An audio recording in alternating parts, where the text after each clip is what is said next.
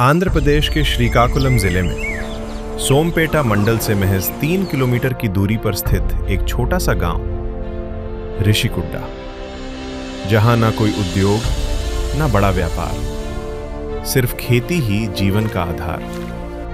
जहां जीवन नारियल की छांव और धान आम की महक के सहारे चलती थी हर एक परिवार की जिंदगी। लेकिन प्रकृति यहां हमेशा मेहरबान नहीं थी और ये जीवन आसान नहीं था। कभी चक्रवात तो कभी बाढ़। खेती पर टिकी जिंदगी अक्सर मुश्किलों के भंवर में फंस जाती थी। हर साल नई चुनौतियां, नई परेशानी।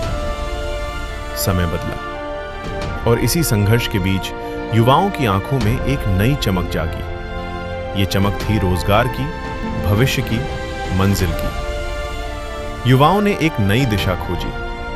एक उम्मीद की किरण बनकर वे निकले अपने गांव से दूर। रोजगार की तलाश में पहुंचे भिलाई, जो ये शहर आज भिलाई पावर हाउस के नाम से जाना जाता है, जो तब मध्य प्रदेश और आज छत्तीसगढ़ राज्य का हिस्सा है। धीरे धीरे गांव से अपने लोग आने लगे। रोजगार की उन्होंने अपने करियर की शुरुआत Bhilai steel plant, railway yard Charoda, simplex और BSB के कंपनियों, अन्य उद्योगों में छोटी दुकानों में काम करके और अपने काम को अपनी निजी पसंद और अनुभव के स्तर के अनुरूप ढाला। उन्होंने सपनों को एक नई उड़ान देना शुरू कर दिया। वर्ष 1962 भिलाई में बसे कुछ युवाओं ने एक सपना देखा। साल 1962 अनजाने शहर में अपनी पहचान और संस्कृति को बचाने की तड़प ने एक विचार को जन्म दिया। निर्णय लिया गया कि हम साथ आएंगे, अपनी भाषा, अपनी संस्कृति और अपने गांव की पहचान को बचाने का। एक बैठक में सभी एक निर्णय पर पहुंचे और जन्म हुआ भिलाई कार्मिक समाज ऋषिकुड्डा का। साइकिल पर घर घर जाकर प्रचार करना लोगों को जोड़ा गया और मात्र 10 रुपए के योगदान से शुरू हुई यह पहल आने वाली पीढ़ियों के लिए नींव का पत्थर साबित होने वाली थी। वर्ष 1979 में गांव को वापसी का उपहार अपनी मेहनत की कमाई से पदाधिकारियों और समाज सदस्यों और युवाओं ने अपने जन्म स्थान ऋषिकुड्डा में इस समाज ने एक मजबूत नींव रखी। एक भवन का निर्माण हुआ, भिलाई कार्मिक भवन। ये केवल एक इमारत नहीं थी, बल्कि परदेश में रह रहे बेटों का अपनी मिट्टी को दिया गया एक उपहार था, जहां गांव के लोग बस प्रतीक्षा, विवाह और सामाजिक कार्यक्रम कर सकें। समय बदला। समय के साथ जब वरिष्ठ सदस्य सेवानिवृत्त होने लगे, लेकिन मशाल बुझी नहीं, तब युवाओं ने इस विरासत को फिर से संभाला।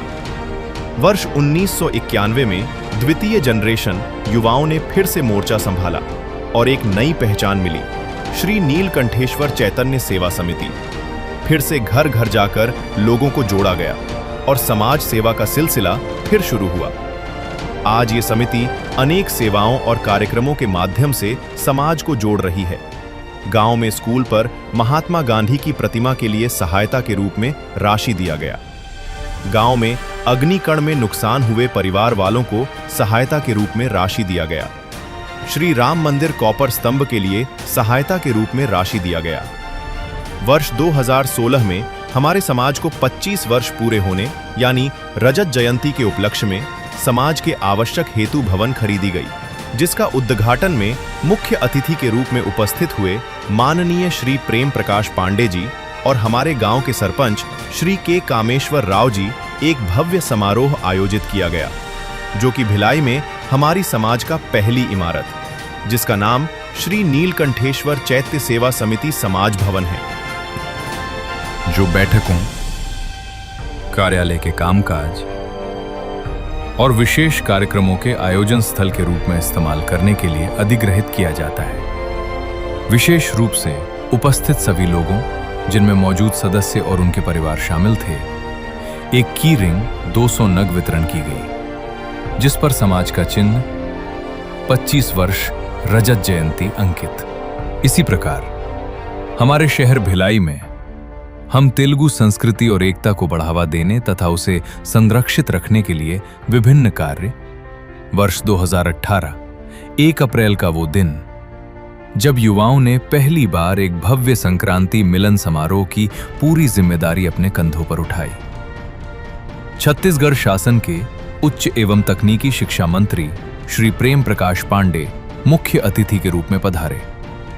सरपंच श्री कामेश्वर राव जी और श्री टी धनराजू जी की उपस्थिति ने इस आयोजन को और भी गरिमामय बना दिया। रंगोली, पतंगबाजी की प्रतियोगिताएं और पहले पुरस्कार में एक हीरो लेडी बर्ड साइकिल। ये सिर्फ एक इनाम नहीं था, ये एक नई परंपरा की शुरुआत थी। वो बीज जो 2018 में बोया गया था, अब एक परंपरा बन चुका था। हर 3-4 साल में पारिवारिक मिलन समारोह, जिसमें सांस्कृतिक कार्यक्रम, बच्चों और बड़ों के लिए खेल, शैक्षिक और खेल उपलब्धियों का सम्मान और प्रतिभा प्रतियोगिताएं, और अंत में सबके लिए रिटर्न गिफ्ट। 5 वर्षों में 5 अलग अलग उपहार, steel dinner set, double bed कंबल, इलेक्ट्रिक राइस कुकर, पूजा के लिए चांदी का गिलास और सफारी ट्रॉली बैग। ये सिर्फ सामान नहीं, ये यादें हैं जो हर घर में इस समाज की याद दिलाती हैं। चैत्र नवरात्रि। पिछले 3 वर्षों से ये समाज माता रानी को साड़ी और श्रृंगार सामग्री अर्पित करता आ रहा है। पहले वर्ष मट्ठे का वितरण, एक छोटी सी पहल। 2025 में 5 प्रकार के फलों का सलाद, मिठाई लस्सी, देसी चना मसाला और हलवा, जिसमें महिलाएं, युवा और मध्यम वर्ग सभी शामिल हुए। फरवरी 2025 में श्री के संतोष राव जी और उनकी टीम ने महाकुंभ मेला 2025 प्रयागराज की तीर्थ यात्रा आयोजित की। 6 मार्च 2025 तीसरी पीढ़ी ने डिजिटल दुनिया में कदम रखा। समाज के नाम से YouTube और Instagram चैनल बनाया गया। अब यह आवाज सिर्फ भिलाई की गलियों में नहीं, पूरी दुनिया तक पहुंचने लगी। हमारा लक्ष्य है कि हमारी तीसरी पीढ़ी अपनी जड़ों से जुड़ी रहे, चाहे वे कहीं भी हों। 2025 और 2026 की हनुमान जयंती में इस समाज ने भंडार गृह के लिए पीने के पानी की पूरी व्यवस्था का बीड़ा उठाया। सेवा सिर्फ अपने परिवार तक नहीं, समाज के हर जरूरतमंद तक। तीसरी पीढ़ी ने साबित किया, परंपरा सिर्फ याद नहीं की जाती, जी जाती है। ये समाज आगे भी चलता रहेगा, हर मिलन में, हर पूजा में, हर सेवा में। वर्ष 2025, दिनांक 11 मई। पहली बार के जयप्रकाश में एक भावुक विचार आया। समाज भवन में मदर्स डे उत्सव बड़े स्नेह और सम्मान के साथ मनाया गया। महिला टीम की उपस्थिति में लगभग 35 सदस्यों ने इस आयोजन को यादगार बनाया। इस कार्यक्रम में विशेष सहयोग रहा श्री के संतोष राव, कांता राव, के सम्मुख राव, भास्कर राव एवं पूरी टीम का। कार्यक्रम की सुंदर सजावट मां दुर्गा इवेंट के श्री एल दिलीप कुमार द्वारा की गई। हर मां को उनके पुत्र और पुत्री के हाथों गुलाब का फूल भेंट कर सम्मानित किया गया, जो भावनाओं से भरा एक अनमोल क्षण था।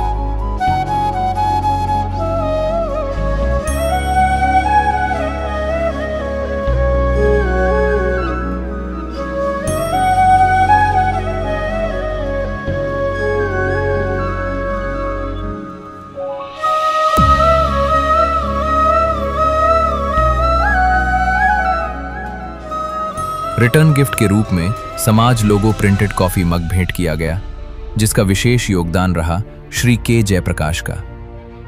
वर्ष 2025, दिनांक 15 अगस्त, स्वतंत्रता दिवस के अवसर पर समाज द्वारा एक विशेष पहल की गई, वृक्षारोपण कार्यक्रम।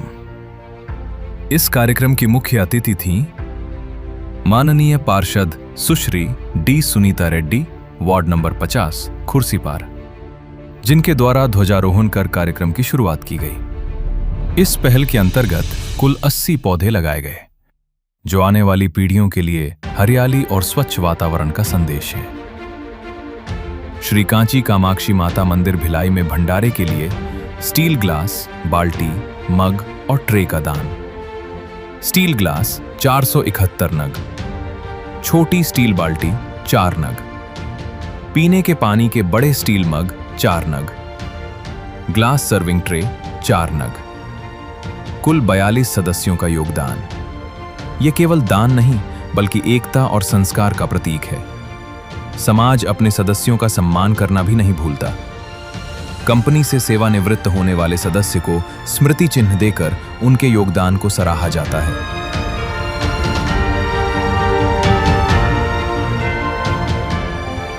सहसम्मान कार्यक्रम हमारे समाज की पहलें अन्यों के लिए प्रेरणा बन रही हैं, गर्व का विषय।